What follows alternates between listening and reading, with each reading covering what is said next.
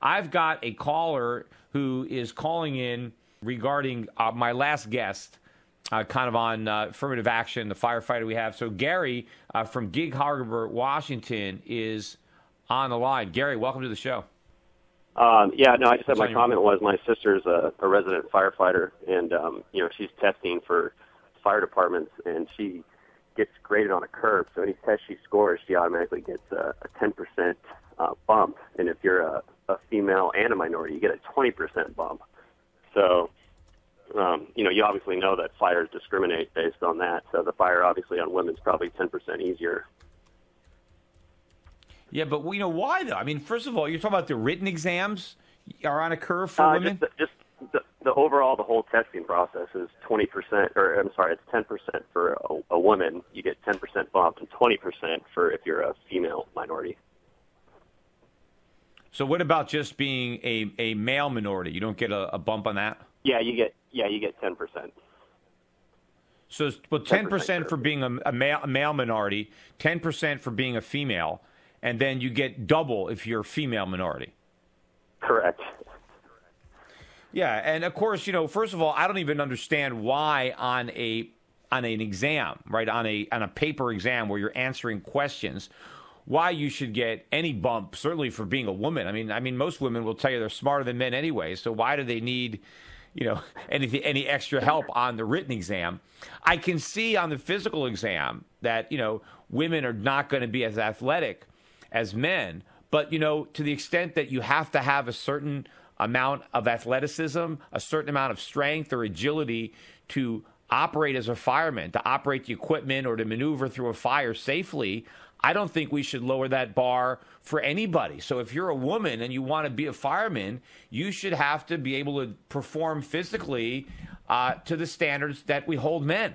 Because if you can't, then you need to find another line of work. I mean, maybe you can work in the fire department as a dispatcher or something else, but if you want to be on the line fighting fires, you got to be one tough woman. I mean, that's just the way it is. And there probably are some women who are in good enough physical shape that they can do it. But if you're not in that kind of shape, then look for another line of work, right? Yeah, no, I mean, I completely agree. I mean, like I told my sister that, I go, the fire's not going to discriminate because you're a woman.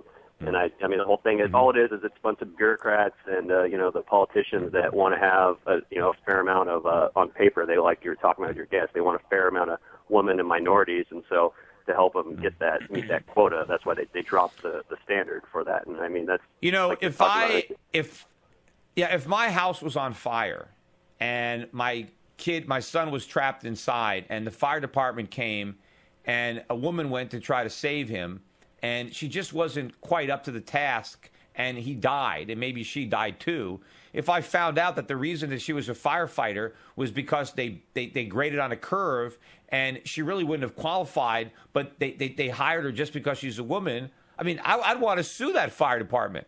I would say, no, I pay my taxes. How is it not discriminatory when you put it's on paper? You have on paper that you have your grading separately, and I mean, how can you say that's not discriminatory when it's on black and white that you're giving them a bump? It doesn't make sense.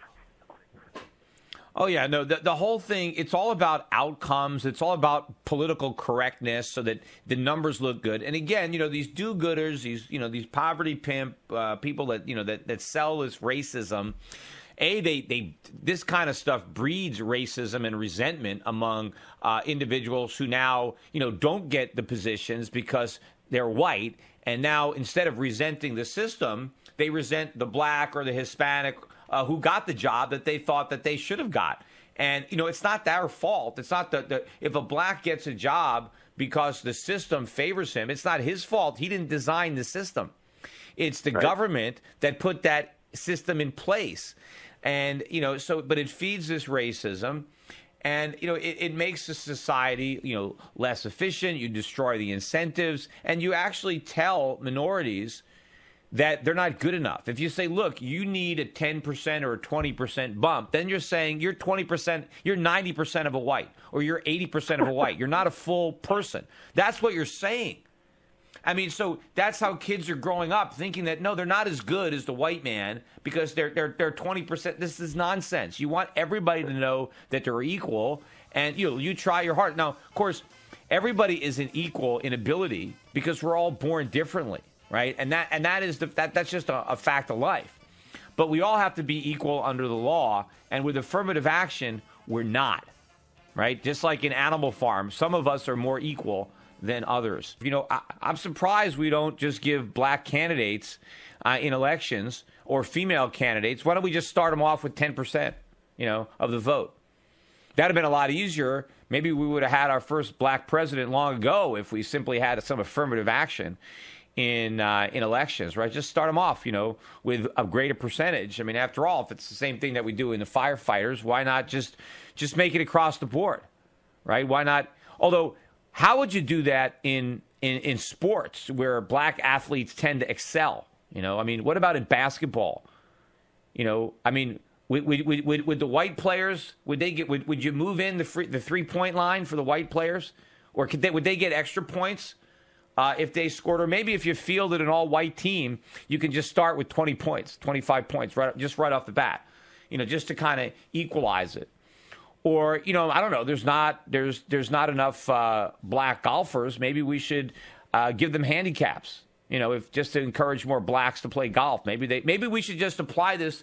What about hockey? There's hardly any black players in hockey. Maybe they need a special deal. But certainly there's disproportionate amount of blacks playing football. So maybe we need to give the white players in football some kind of handicap, to just make up for it. Maybe I know, because the blacks, the runners tend to be pretty fast. Maybe we should require the black wide receivers or the black cornerbacks to have weights around their ankles to slow them down so that the white guys can keep pace with them. We should just do this all across the board just to make sure that everything is exactly racially equal, right? So everything is perfect in proportion to the race. If blacks are 15% of the population, they should be 15% of a basketball team. They shouldn't be 80% or whatever it is. 15%. That's what they should be, right? All of these occupations, it should all be exact. They should figure out how many Hispanics there are, how many everything, and that's it. That's the criteria. And then we have to monkey around with all, everything just to get that socially engineered result to be fair to everybody. I mean, who wants to live in that kind of a crazy world